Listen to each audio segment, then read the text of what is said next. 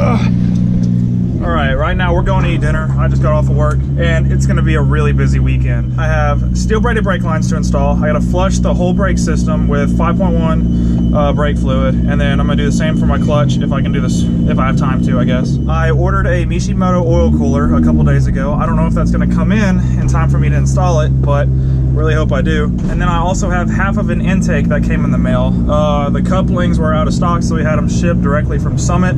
Shout out to Limp Mode Tuning, who is gonna be taking care of this car before the track day on the 30th. And then also thank you Gavin, also known as It's Just a Six, my roommate. So he's gonna be trailering my car there so that way we can have a nice little weekend together. It's gonna be a lot of fun. So we got intake, retune, brake system, brake lines, oil cooler.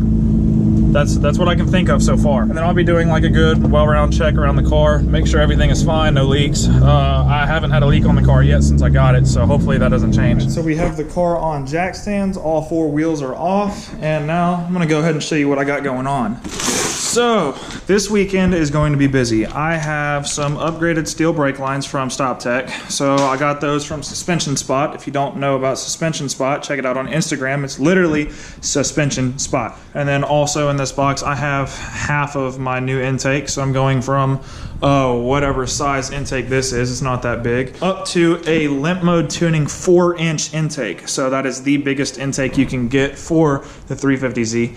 And it's going to be pretty interesting. So this intake also comes with a PCV delete. It's pretty good. It comes with a heat shield intake. It's all custom fab, fits really well, looks really good. You'll see what it looks like whenever it's done.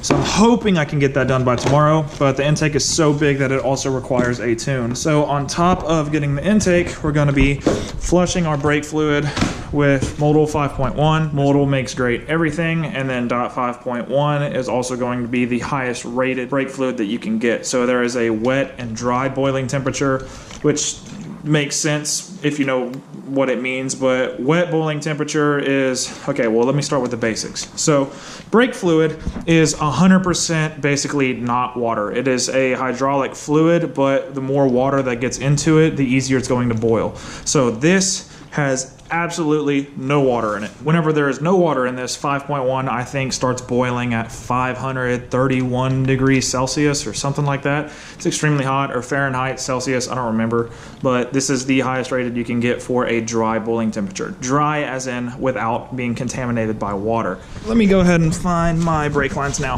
So I don't know if you can see this or not, but this is my factory brake line. It is a rubber hose. It's very stiff, but it's still a rubber sealed hose. That is going to be one of your weaker brake lines. Of course, you can upgrade to steel like I'm doing. The rubber, as it gets hot, it's going to expand, and naturally rubber is somewhat porous. Over time, as you use your brakes, it's going to be sucking moisture from the air around and getting it into your brake fluid. Water, of course, boils much easier than brake fluid does. So then you have your wet boiling temperature.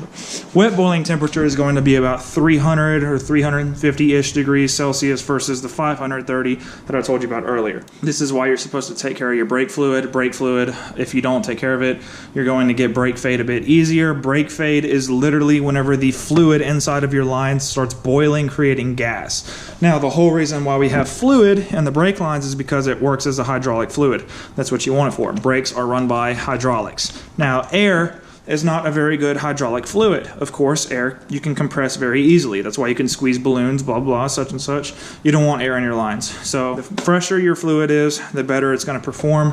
The hotter it gets, the more it will continue performing unless it's contaminated by water, or it's old, or it turns brown, blah, blah, as it gets dirty. Today we're gonna be flushing the brake system. I'm waiting for my friend to get here so that way he can come help me. I'm gonna go ahead and start throwing these lines on one at a time, probably. I'm not too sure if I wanna do all at once or just one at a time, so that way I don't get too much air in the system, but we're gonna go ahead and get started. This is a slightly tight fit, so I'm not gonna be able to show you what I'm doing as I'm doing it, but I will show you before and after results.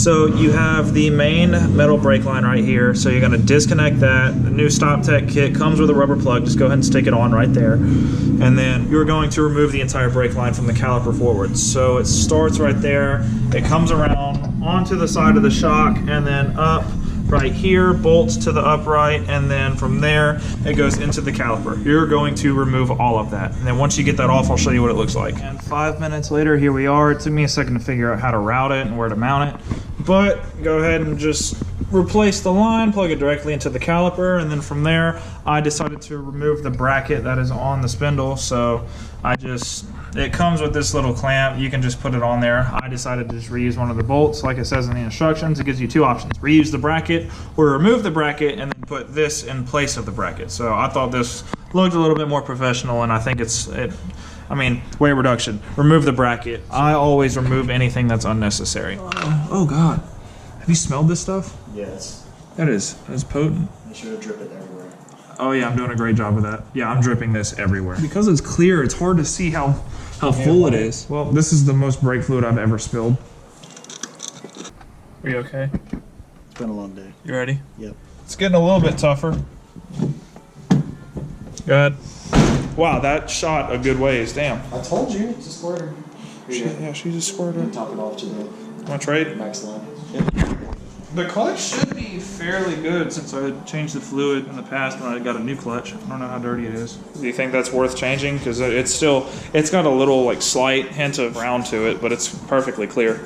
Well, I mean, I'm already here, so let's do it. All right, fine. Where's your slave cylinder, left or right side? Left. It's on this side. It's super easy to bleed. It's just the fact that What size is it? the pedal part sucks. I think it's a 10. Pedal part sucks. What you mean? Or there's no spring on the pedal, so you have to I have to stand here with my hand and do this and grab it to pull it back up. It's not gonna be empty. We're just gonna chase it. I know, but I'm saying whenever you let the pressure out of it, it doesn't return. I have to pull it back up. Oh, okay. Yeah, there's no return, not like the brake system, so I have to actually pull it up. Come here, Daddy. Oh my God. I gotta figure out how to reach in here. Hang on. What? There's some bubbles in here. Well, I'm glad we're doing this. Oh God. Yep, it's losing pressure. Hang on. You have the braided clutch line too? Go ahead. Yeah, that's what happens whenever you upgrade your clutch. What?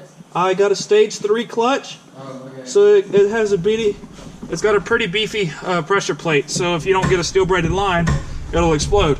Alright. I think that's good. Yeah, it's really, really clear. OEM one. Excuse me. The OEM one feels like poo-poo.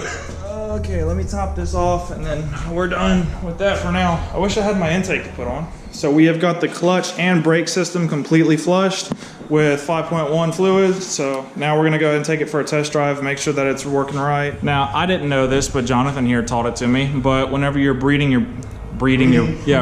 gonna make more brake lines. Whenever you're bleeding your brake lines, start in the rear at the furthest point from the reservoir, right? And then work your way forwards to the closest one. Now, it was surprisingly easy and went very smoothly. We didn't have any issue getting the air out of the lines. I guess I'll give some feedback on the next video. So if you guys enjoyed it and you learned something, leave a like, and I'll see you guys next time.